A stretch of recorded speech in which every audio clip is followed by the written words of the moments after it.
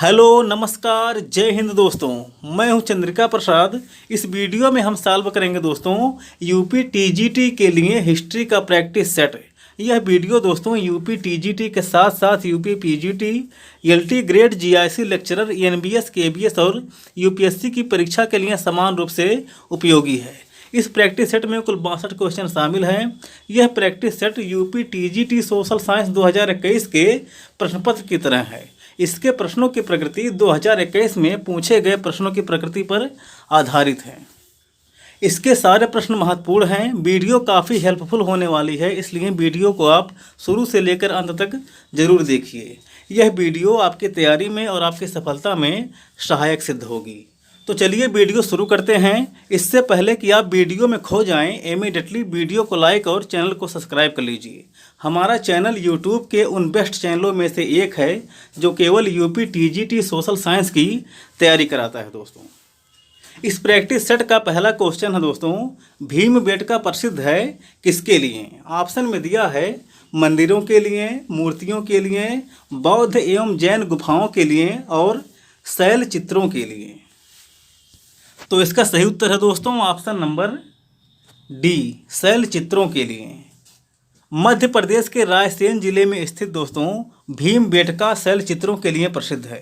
भीमबेटका से पुरा पाषाण काल और मध्य पाषाण कालीन चित्रित शैल चित्र पाए गए हैं। यूनेस्को ने भीमबेटका के शैल चित्रों को विश्व विरासत सूची में शामिल किया है। जीवन के विभिन्न रंगों को इन गुफाओं में पेंटिंग के रूप में उकेरा गया है। इसमें हाथी, सांभर, हिरण आदि के चित्र पाए जाते हैं। अब तक लगभग 700 से अधिक स्थलों की पहचान की जा चुकी है।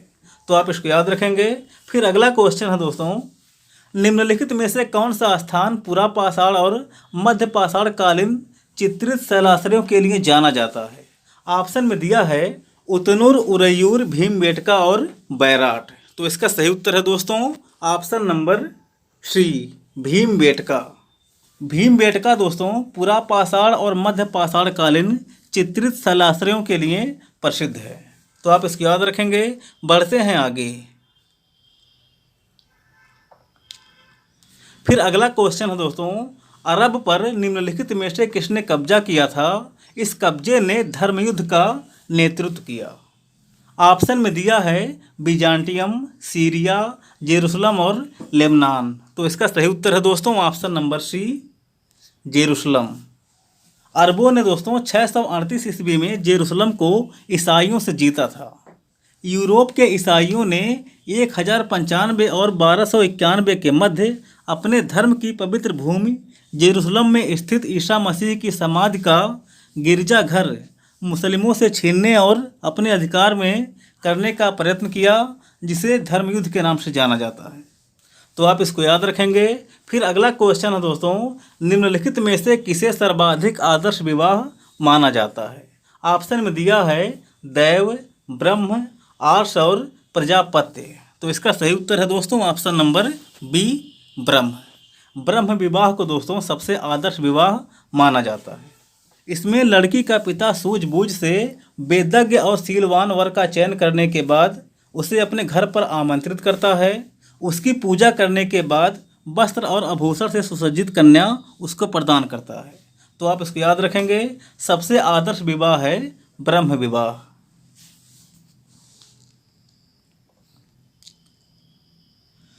फिर अगला क्वेश्चन है दोस्तों, गढ़े हुए पत्थर के सज्जा परत से युक्त किले की विशाल काया प्राचीर एवं पाषाण स्तंभों के अवशेष निम्नलिखित किस स्थल के दुर्ग क्षेत्र से प्राप्त हुए हैं? ऑप्शन में दिया है धौलावीरा, कालीबंगा, लोथल और मोहनजोदड़ो। तो इसका सही उत्तर है दोस्तों ऑप्शन नंबर पहला, धौलावीरा। गढ़े हुए पत्थर के सज्जा परत से युक्त किले की विशाल काया प्राचीर एवं पाषाण स्तंभों के अवशेष धौलावीरा के दुर्ग से प्राप्त हुए हैं। तो आप इसको याद रखेंगे। फिर अगला क्वेश्चन है दोस्तों, धौलावीरा के निम्नतम प्रथम चरण का जमाव किस संस्कृति से संबंधित है? ऑप्शन में दिया है नवपाषाणिक संस्कृति, प्राक हड़प्पा ग्रामीण संस्कृति, विकसित हड़प्पा संस्कृति और उत्तरवर्ती हड़प्पा संस्कृति। तो इसका सही उत्तर है दोस्तों ऑप्शन नंबर सी, विकसित हड़प्पा संस्कृति। धौलावीरा के टीलों की खोज 1967-68 में भारतीय पुरातत्व सर्वेक्षण के जेपी जोशी द्वारा की गई थी। ज्ञातव्य है कि धौलावीरा के निम्नतम प्रथम चरण के जमाव विकसित हड़प्पा संस्कृति से जुड़ा है। धौलावीरा से अनेक जलाशयों के प्रमाण, त्रिस्तरीय नगर योजना और निर्माण में पत्थर के प्रमाण मिले हैं। फिर अगला क्वेश्चन है दोस्तों, हड़प्पा सभ्यता की पहली खगोलीय पर्यवेक्षणशाला निम्नलिखित में से किस भारतीय स्थल पर पाई गई है? ऑप्शन में दिया है चन्होदड़ो, रूपर, दायमाबाद और धौलावीरा। तो इसका सही उत्तर है दोस्तों ऑप्शन नंबर डी, धौलावीरा। वैज्ञानिकों के एक समूह ने गुजरात के कच्छ में स्थित धौलावीरा से 2 गोलाकार संरचनाओं की खोज की, जो संभवतः हड़प्पा सभ्यता की प्रथम खगोलीय पर्यवेक्षणशाला थी। आप इसको याद रखेंगे। फिर अगला क्वेश्चन है दोस्तों, हड़प्पा सभ्यता के विशाल नगरों में से एक धौलावीरा कहाँ स्थित है? ऑप्शन में दिया है सिंध में, पंजाब में, राजस्थान में, गुजरात में। तो इसका सही उत्तर है दोस्तों ऑप्शन नंबर डी, गुजरात में।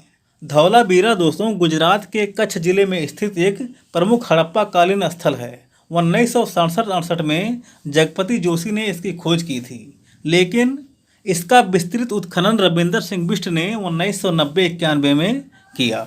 आप इसको याद रखेंगे। बढ़ते हैं आगे।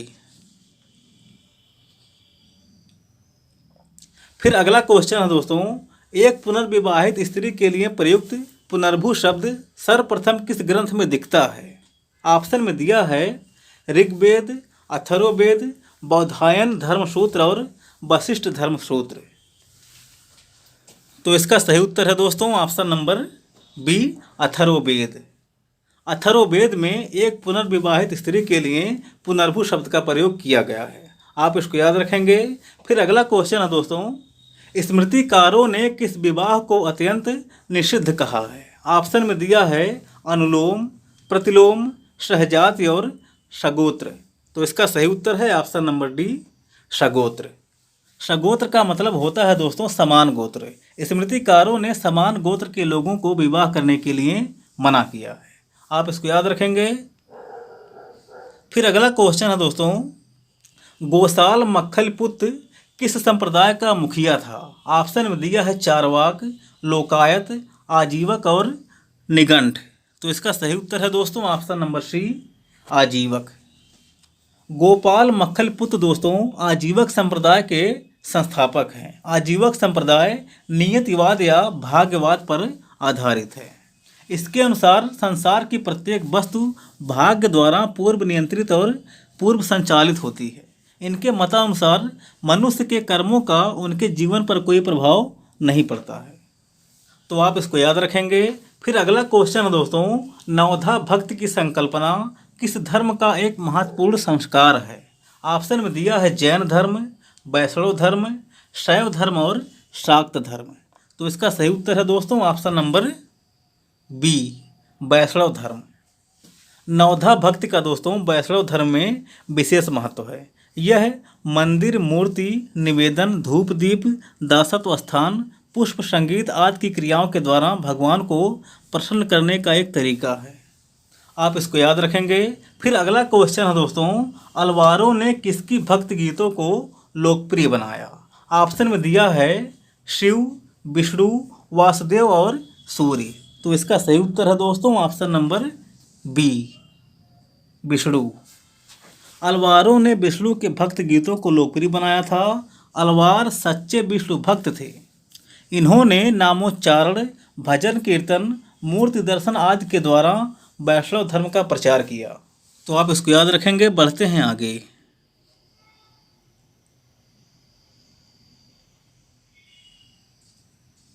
फिर अगला क्वेश्चन है दोस्तों, सम्राट अशोक ने महाराष्ट्र में बौद्ध धर्म के प्रचार हेतु किस प्रचारक को भेजा?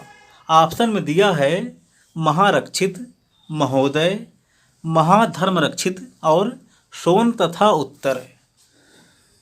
तो इसका सही उत्तर है दोस्तों ऑप्शन नंबर सी, महाधर्मरक्षित। सिंहली अनुश्रुतियों, दीपवंश और महावंश के अनुसार दोस्तों अशोक के काल में पाटलिपुत्र में बौद्ध धर्म का तृतीय संगीत संपन्न हुआ। इस संगीत की समाप्ति के बाद विभिन्न देशों में बौद्ध धर्म के प्रचार हेतु भिक्षु भेजे गए। महाराष्ट्र में जो भेजे गए थे उनको महाधर्म रक्षित कहा जाता है, आप इसको याद रखेंगे। इसी क्रम में महेंद्र और संघमित्रा को लंका भेजा गया था। फिर अगला क्वेश्चन है दोस्तों, अशोक ने अपने किस शिलालेख में 8वीं जातियों का उल्लेख किया है? ऑप्शन में दिया है 5वें, 11वें, 12वें और 13वें। तो इसका सही उत्तर है दोस्तों ऑप्शन नंबर डी, 13वें। अपने 13वें शिलालेख में अशोक ने 8वीं जातियों का वर्णन किया है। इसी शिलालेख में अशोक ने 8वीं जनजातियों को चेतावनी देता है कि वे धर्म के मार्ग का अनुसरण करें, अन्यथा परिणाम घातक होगा। तो आप इसको याद रखेंगे। बढ़ते हैं आगे। फिर अगला क्वेश्चन है दोस्तों, मौर्य काल में राज की मुद्रा को क्या कहा जाता था? ऑप्शन में दिया है निष्क, पण, काशार्पण और शतमान। तो इसका सही उत्तर है दोस्तों ऑप्शन नंबर बी, पण। मौर्य काल में राज की मुद्रा को पण कहा जाता था। यह 3/4 तोले के बराबर चांदी का सिक्का था। इसके ऊपर पीपल, सूर्य, चंद्र, मयूर, सर्प आदि अंकित होते थे। सोने के सिक्कों को निष्क एवं सुवर्ण कहा जाता था। मासक एवं काकड़ित तांबे का सिक्का होता था, जबकि मासक चांदी के पण का 1/16वां भाग होता था। आप इसको याद रखेंगे। फिर अगला क्वेश्चन है, गुप्त काल में निम्नलिखित में से किस मंदिर में शिव पार्वती संगीत वाद्यों के साथ उकेरे गए हैं? ऑप्शन में दिया है भूमरा मंदिर, नचना कुठार मंदिर, नागोद शिव मंदिर और तिगवा मंदिर। तो इसका सही उत्तर है दोस्तों ऑप्शन नंबर बी, नचना कुठार मंदिर। तो आप इसको याद रखेंगे। नचना कुठार मंदिर में शिव और पार्वती को संगीत वाद्यों के साथ उकेरा गया है। फिर अगला क्वेश्चन है दोस्तों, नचना कुठार का पार्वती मंदिर मध्य प्रदेश के किस जिले में है? ऑप्शन में दिया है पन्ना, खरगोन, सतना और अलीराजपुर। तो इसका सही उत्तर है दोस्तों ऑप्शन नंबर पहला, पन्ना। मध्य प्रदेश के पन्ना जिले में दोस्तों अजयगढ़ के पास नचना कुठार नामक स्थान पर नचना कुठार का पार्वती मंदिर स्थित है। फिर अगला क्वेश्चन है दोस्तों, काचगुप्त की ऐतिहासिकता का मुख्य साक्ष्य क्या है? ऑप्शन में दिया है अभिलेख, मुद्रा, फाहियान का विवरण और आर्य मंजूश्री मूल कल्प। तो इसका सही उत्तर है दोस्तों ऑप्शन नंबर बी, मुद्रा। प्रयाग प्रशस्त के चौथे श्लोक में चंद्रगुप्त प्रथम के द्वारा समुद्रगुप्त को उत्तराधिकारी चुने जाने का विवरण मिलता है। समुद्रगुप्त के अन्य भाइयों ने उसके निर्वाचन का विरोध किया तथा समुद्रगुप्त को उसके साथ उत्तराधिकार का एक युद्ध लड़ना पड़ा। इस विद्रोह का नेतृत्व काच नामक उसके एक भाई ने किया था। काच नामधारी कुछ सिक्के मिले हैं। इसके मुख्य भाग पर राजा की आकृति तथा मुद्रा लेख काच पृथ्वी को जीतकर उत्तम कार्यों के माध्यम से स्वर्ग को जीतता है, ऐसा उत्कीर्ण किया गया है। तो आप इसको याद रखेंगे। काच की ऐतिहासिकता का मुख्य साक्ष्य है मुद्रा। फिर अगला क्वेश्चन है, गुप्त संवत 61 का मथुरा स्तंभ लेख किससे संबंधित है? ऑप्शन में दिया है समुद्रगुप्त से, चंद्रगुप्त द्वितीय से, कुमार गुप्त से और स्कंद गुप्त से। गुप्त संवत 61 का मथुरा स्तंभ लेख यह संबंधित है दोस्तों चंद्रगुप्त द्वितीय से। ऑप्शन नंबर बी इसका सही उत्तर है।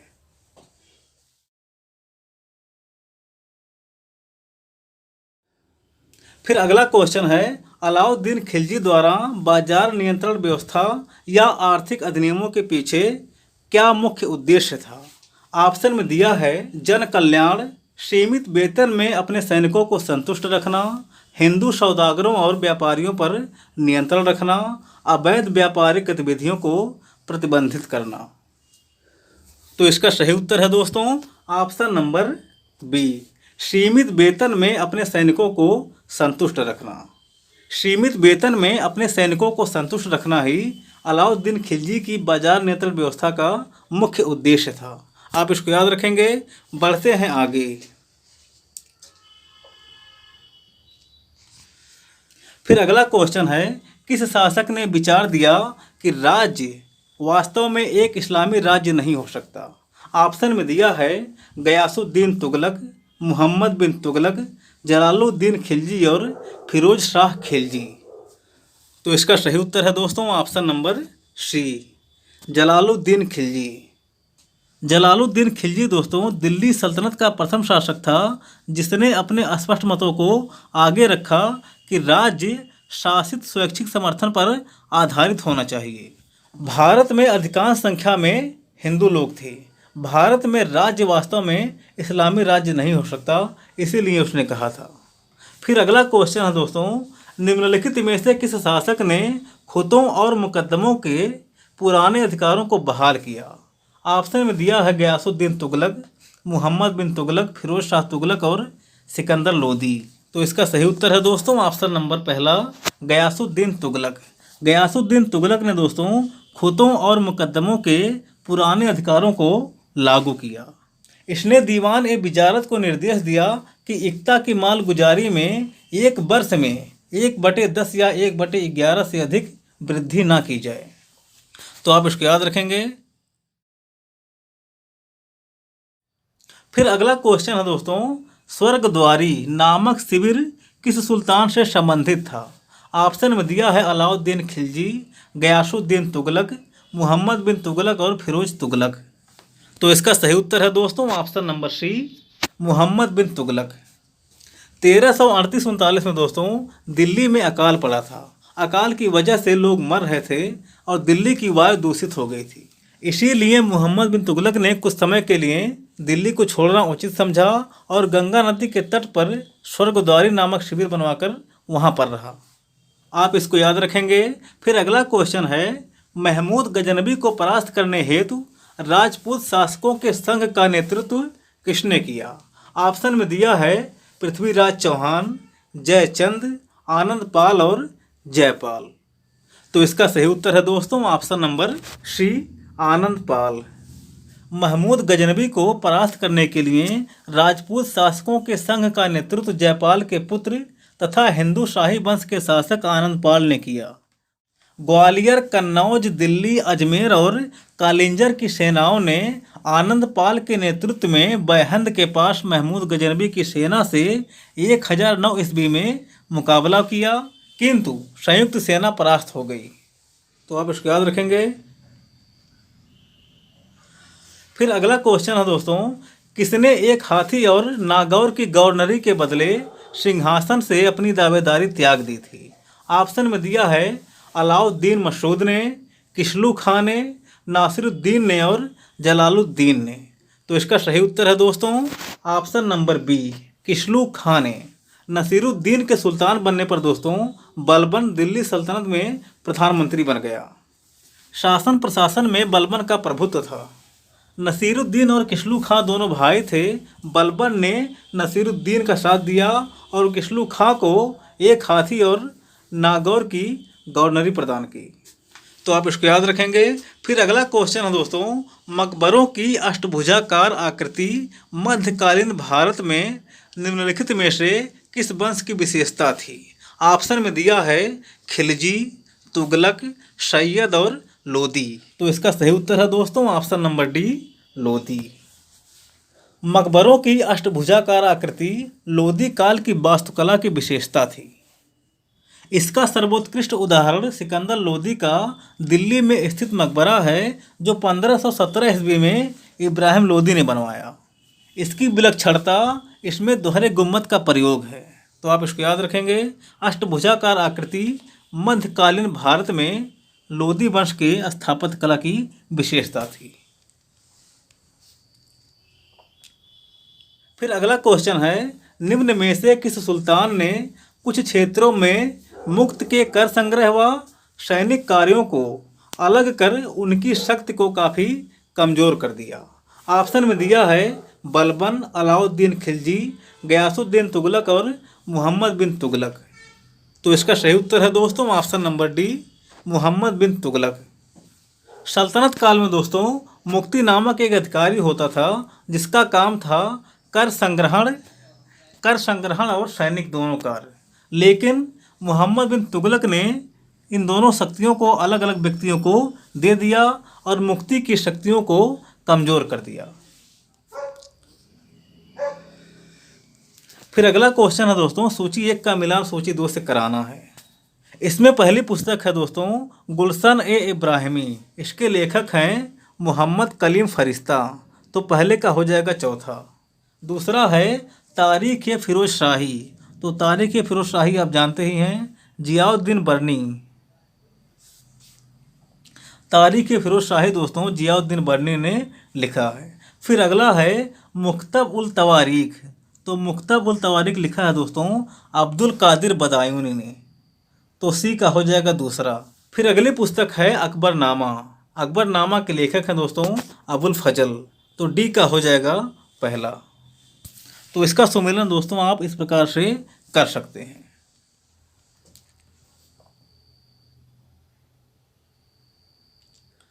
फिर अगला क्वेश्चन है दोस्तों जहांगीर काल में तमगा और मीर बहरी से क्या आशय है, तो यह आशय है दोस्तों नदी मार्ग की चुंगी, ऑप्शन नंबर डी इसका सही उत्तर। फिर अगला क्वेश्चन है दोस्तों निम्नलिखित में से कौन मुगल काल की एकमात्र महिला प्रधानमंत्री थी, तो यह थी दोस्तों माहम अनगा, ऑप्शन नंबर पहला इसका सही है। अकबर की धाय माँ माहम अनगा मुगल काल की एकमात्र महिला प्रधानमंत्री थी। इतिहासकारों ने इनके काल को पेटीकोट शासन, स्त्री शासन या पर्दा शासन के रूप में व्यक्त किया है। फिर अगला क्वेश्चन है दोस्तों औरंगजेब ने जजिया कर पुनः कब लगाया, तो यह लगाया था दोस्तों 1679 में, ऑप्शन नंबर बी इसका सही उत्तर है 1679। अकबर ने जजिया कर समाप्त कर दिया था, लेकिन औरंगजेब ने 1679 में जजिया कर पुनः लगा दिया।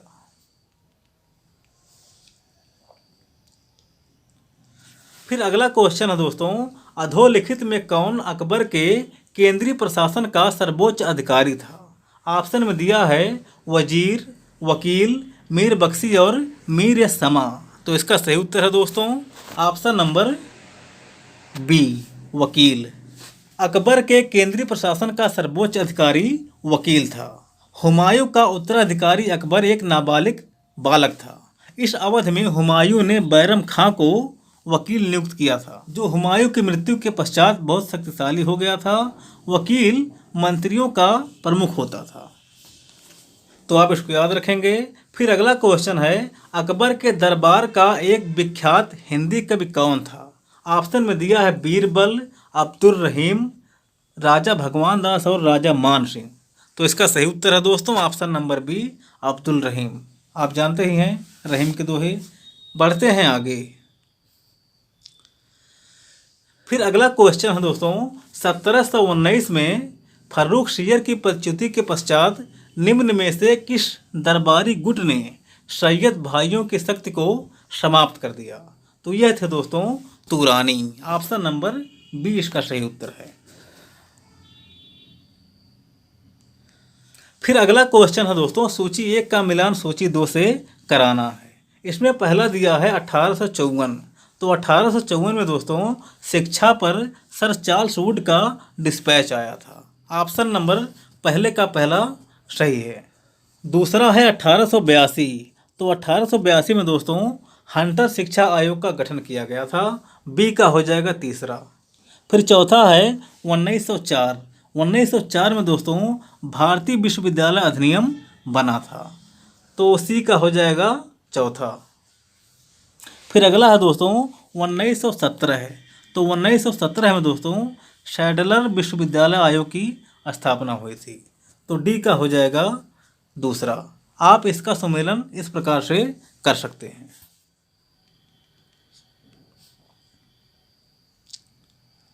फिर अगला क्वेश्चन है दोस्तों भारत में अंग्रेजी शिक्षा का प्रारंभ सर्वप्रथम किसने किया, तो आप जानते ही हैं लॉर्ड मैकाले। फिर अगला क्वेश्चन है ईस्ट इंडिया कंपनी ने किसे पहला गवर्नर जनरल बनाया, तो यह भी आप जानते हैं वारन हेस्टिंग। फिर अगला क्वेश्चन है 1857 में सिपाही विद्रोह कहाँ से प्रारंभ हुआ, तो यह भी आप जानते हैं मेरठ से प्रारंभ हुआ था। बढ़ते हैं आगे। फिर अगला क्वेश्चन है दोस्तों असहयोग आंदोलन के दौरान यानी कि 1920 और 22 के दौरान नेशनल कॉलेज कलकत्ता के प्राचार्य कौन थे? तो यह थे दोस्तों सुभाष चंद्र बोस। यस सी बोस, यस से सुभाष, सी से चंद्र, बीस और बोस। तो आप इसको याद रखेंगे। बढ़ते हैं आगे।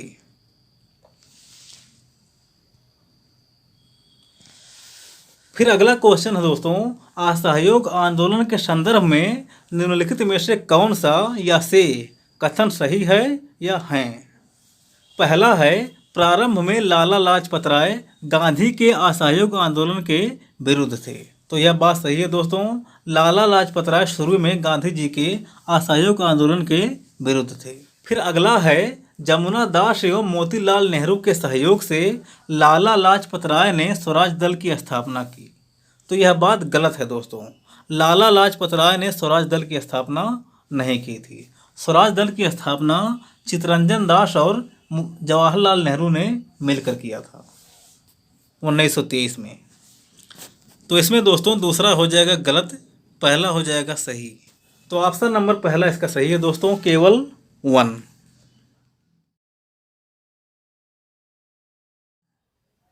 फिर अगला क्वेश्चन है दोस्तों, स्वतंत्रता, समानता एवं बंधुत्व के सिद्धांत निम्नलिखित में से किस काल में उत्पन्न हुए?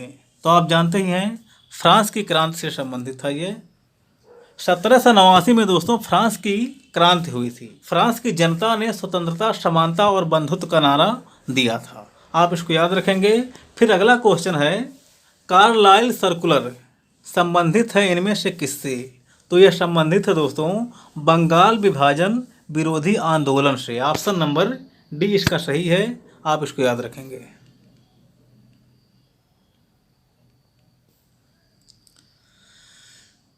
फिर अगला क्वेश्चन है दोस्तों, निम्नलिखित को कालक्रमानुसार लगाते हुए नीचे दिए गए कूट से सही उत्तर चुनिए। इसमें दिया है द्वितीय गोलमेज सम्मेलन, दांडी मार्च, पूना पैक्ट और गांधी इरविन समझौता। तो इसमें दोस्तों सबसे पहले हुआ था दांडी मार्च। दांडी मार्च हुआ था दोस्तों 12 मार्च 1930। तो ये हो जाएगा पहले। इसके बाद रहेगा दोस्तों गांधी इरविन समझौता। ये हुआ था 5 मार्च 1931। तो गांधी इरविन समझौता हो जाएगा आपका दूसरे पर। इसके बाद रहेगा दोस्तों द्वितीय गोलमेज सम्मेलन। द्वितीय गोलमेज सम्मेलन हुआ था 7 दिसंबर 1931। तो ये हो जाएगा आपका तीसरे पर। और पूना पैक्ट रहेगा सबसे बाद में। पूना पैक्ट हुआ था दोस्तों 24 सितंबर 1932 में। तो ये हो जाएगा चौथे पर। तो दूसरा, चौथा, पहला और तीसरा, ऑप्शन नंबर डी इसका सही उत्तर है। फिर अगला क्वेश्चन है दोस्तों, निम्नलिखित को कालक्रम के अनुसार लगाइए और नीचे दिए गए कूट से सही उत्तर चुनिए। इसमें दिया है केंद्रीय असेंबली में बम का फेंका जाना, सैंडर्स को मारा जाना, भगत सिंह को फांसी दिया जाना और चंद्रशेखर आज़ाद की मृत्यु। तो इसमें दोस्तों सबसे पहले रहेगा सैंडर्स का मारा जाना 17 सितंबर 1928। इसके बाद रहेगा दोस्तों केंद्रीय असेंबली में बम का फेंका जाना। यह घटना घटी थी दोस्तों 8 अप्रैल 1929 को। तो ये हो जाएगा दूसरे पर। इसके बाद रहेगा दोस्तों चंद्रशेखर आज़ाद की मृत्यु। चंद्रशेखर आज़ाद की मृत्यु हुई थी दोस्तों 27 फरवरी 1931 को। तो चंद्रशेखर आज़ाद की मृत्यु हो जाएगा तीसरे नंबर पर। और अंत में रहेगा दोस्तों सरदार भगत सिंह को फांसी दिया जाना। 23 मार्च 1931 को दोस्तों सुखदेव, भगत सिंह और राजगुरु को फांसी दिया गया था। तो ये हो जाएगा चौथे नंबर पर। तो इसमें दोस्तों दूसरा, पहला, चौथा और तीसरा, ऑप्शन नंबर सी इसका सही उत्तर है। आप इनको याद रखेंगे। बढ़ते हैं आगे। फिर अगला क्वेश्चन है, बहावी आंदोलन को किसने पवित्र युद्ध कहा? तो यह कहा था दोस्तों सैयद अहमद बरेलवी ने। ऑप्शन नंबर बी इसका सही उत्तर है। आप इसको याद रखेंगे। फिर अगला क्वेश्चन है दोस्तों, बंगाल में कृषक प्रजा पार्टी के संस्थापक कौन थे? तो यह थे दोस्तों फजलुल हक। ऑप्शन नंबर सी इसका सही उत्तर है। फजलुल हक ने बंगाल में कृषक प्रजा पार्टी की स्थापना की थी। फिर अगला है दोस्तों, निम्नलिखित में से कौन एक वर्ष 1918 में उत्तर प्रदेश में किसान सभा की स्थापना से संबंधित नहीं है? तो यह थे दोस्तों Brijkishore, option number C. Gauri Shankar Mishra, Indra Narayan Dwivedi और मदन मोहन मालवीय ने मिलकर 1918 में उत्तर प्रदेश में किसान सभा की स्थापना की थी। फिर अगला क्वेश्चन है दोस्तों, जलियांवाला बाग हत्याकांड की जांच के लिए बनाई गई समिति का क्या नाम था? तो यह था दोस्तों Hunter commission, option number B सही है, हंटर कमीशन। फिर अगला है, भारत छोड़ो प्रस्ताव की निम्नलिखित में से किसने अनुशंसा की थी? तो अनुशंसा किया था दोस्तों सरदार पटेल ने, ऑप्शन नंबर 20 का सही उत्तर है।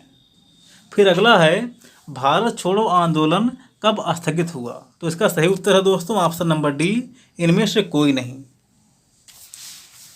9 अगस्त 1942 को दोस्तों भारत छोड़ो आंदोलन शुरू हुआ। शुरू होते ही ऑपरेशन जीरो आवर के तहत महात्मा गांधी सहित बड़े बड़े नेताओं को गिरफ्तार कर लिया गया। भारत छोड़ो आंदोलन स्वतंत्रता संग्राम का एक ऐसा आंदोलन था जो नेतृत्वहीन होने के बाद भी चरम पर पहुंच गया। इसको कभी भी स्थगित नहीं किया गया था।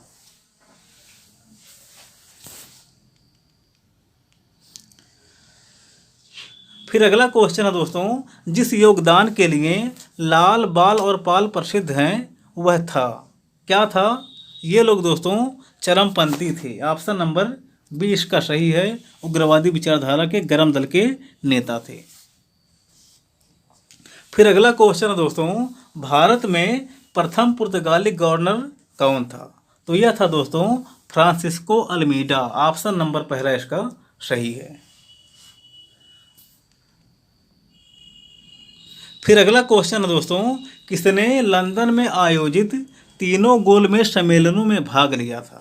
तो यह थे दोस्तों BR Ambedkar, option number B वाला इसका सही है। फिर अगला है, सरदार पटेल इनमें से किनसे जुड़े थे? तो ये जुड़े थे दोस्तों बारदोली सत्याग्रह से, ऑप्शन नंबर पहला इसका सही है। 1928 में सूरत जिले के बारदोली में गांधीवादी आंदोलन और सत्याग्रह को पर्याप्त सफलता मिली। 1928 में यहाँ कृषक आंदोलन का नेतृत्व सरदार वल्लभ भाई पटेल ने किया था, जो बारदोली सत्याग्रह के नाम से जाना जाता है। इसी आंदोलन में सफलता के कारण पटेल को बारदोली की महिलाओं ने सरदार की उपाधि प्रदान की थी। तो आप इसको याद रखेंगे। फिर अगला क्वेश्चन है, गांधी जी द्वारा दांडी यात्रा प्रारंभ की गई थी कब? तो यह की गई थी दोस्तों 12 मार्च 1930 को। 12 मार्च 1930 को महात्मा गांधी ने अपना प्रसिद्ध दांडी मार्च आरंभ किया। उन्होंने साबरमती आश्रम से अपने 80 चुने हुए साथियों के साथ सत्याग्रह के लिए प्रस्थान किया। 24 दिनों की लंबी यात्रा के बाद 6 अप्रैल 1930 को वे दांडी तट पर पहुंचे। दांडी तट पर गांधी जी ने एक मुट्ठी नमक उठाकर सांकेतिक रूप में नमक कानून तोड़ा और इसके बाद सविनय अवज्ञा आंदोलन का शुभारंभ हुआ।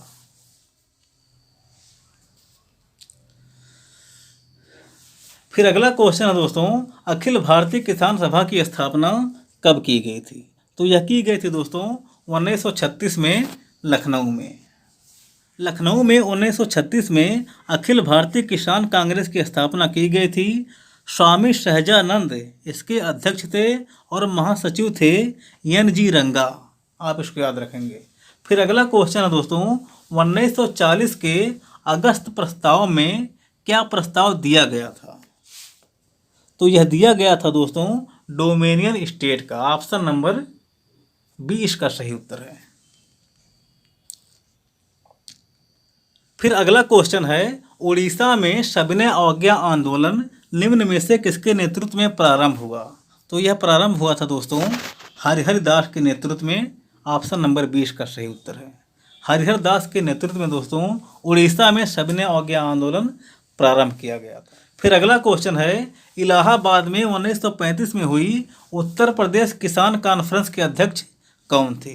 तो यह थे दोस्तों Sardar Patel, option number D इसका सही उत्तर है। इलाहाबाद में 1935 में हुए उत्तर प्रदेश किसान कॉन्फ्रेंस के अध्यक्ष थे सरदार पटेल। इस सम्मेलन में सरदार वल्लभ भाई पटेल ने एक संकल्प पारित कर जमींदारी उन्मूलन का आह्वान किया था। फिर अगला क्वेश्चन है दोस्तों, निम्नलिखित को कालक्रमानुसार लगाइए और नीचे दिए गए कूट में से सही उत्तर चुनिए। इसमें दिया है दोस्तों डांडी मार्च, जलियांवाला बाग नरसंहार, भारत छोड़ो आंदोलन और स्वदेशी आंदोलन। बार बार परीक्षाओं में यह क्वेश्चन पूछा जाता है। इसमें सबसे पहले रहेगा दोस्तों स्वदेशी आंदोलन। आप जानते ही हैं 1905 में बंगाल का विभाजन हुआ था, उसके बाद 1906 में स्वदेशी आंदोलन आरंभ हुआ था, तो सबसे पहले रहेगा स्वदेशी आंदोलन। उसके बाद रहेगा दोस्तों जलियांवाला बाग नरसंहार, दूसरे नंबर पर रहेगा 1919 में यह हुआ था। उसके बाद रहेगा डांडी मार्च 1930 में हुआ था, ये रहेगा डांडी मार्च तीसरे नंबर पर। और अंत में रहेगा भारत छोड़ो आंदोलन 1942 में।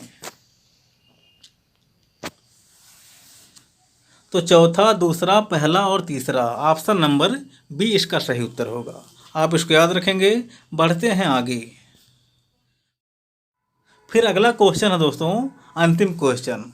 मैंने राजनीति का प्रथम पाठ सुरेंद्र नाथ बनर्जी के चरणों में पढ़ा।